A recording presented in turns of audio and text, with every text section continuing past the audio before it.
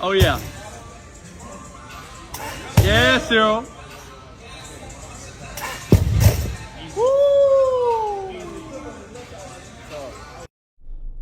All right, bro. So this is one of my athletes who kind of displays that same pattern. He kind of drifts to the inside edge of the foot and drops.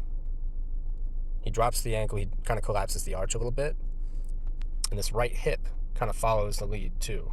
So he's got these opposite shapes. He's got a high arch here. He's got a bow style absorption on this left leg of his, and he does get off the ground quicker with that right leg. Now, that doesn't necessarily tell us, and you can look up here too and see the data that's being produced by these force plates. So he's getting off the ground with more force off of the right leg than the left, right here. So he's not using these columns, these legs, evenly. I think it would look a little more even and a little more powerful through both legs if he had the same absorption pattern going on through both legs, but he doesn't. And then this is the thing that's concerning, right? It's not about how we leave the ground, it's how we land back on the ground. At least with this particular situation where I'm talking to you, because we're looking at landing patterns. Now, leaving patterns, especially faulty leaving patterns, those are the ones that are going to give rise to soft tissue injuries in like the hamstring, the groin, the glute, the hips, things like that. But right now we're just looking at landing patterns, really. And the message that I'm trying to get across to you is that when we lift heavy weight, we do not emphasize the leaving pattern, and in fact we kind of mute it, water it down, and we don't get to express it.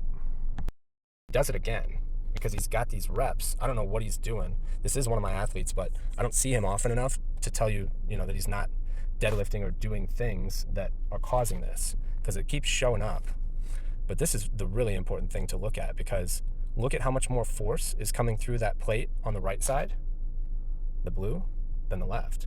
He's landing more efficiently on this shape here, where he's got the arch opened up and that bow to catch and absorb.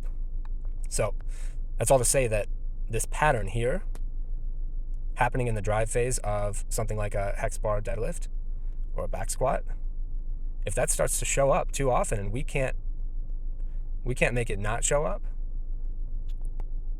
that extra 10-15% force through that same leg on the landing, that can get pretty dangerous, because this is the same landing pattern that we see in a lot of injuries. All right, so we've got a little clip of OBJ's injury in the Super Bowl. The big thing I want to point out is the heel strike. He plants the heel first. That's going to flatten the foot. That's going to flatten the arch. He's also on the inside edge of the foot. It's tough. It's a ball thrown behind him, so his torso is rotating clockwise. He's really got to reach back there, and that's part of the reason that he flattens that foot and kind of has to put on the brakes. But he's still got these patterns that ask him to drive through the heels and flatten the foot and kind of desynchronize the hip and the ankle.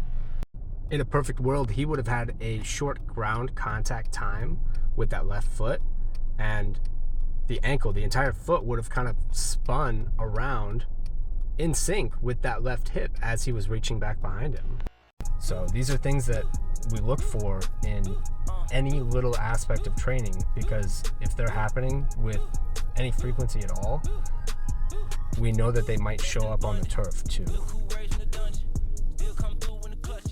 So what you're seeing in all of these stills is push patterns that show up in the wild. They show up in the durable athletes. They show up in the young athletes who aren't lifting yet.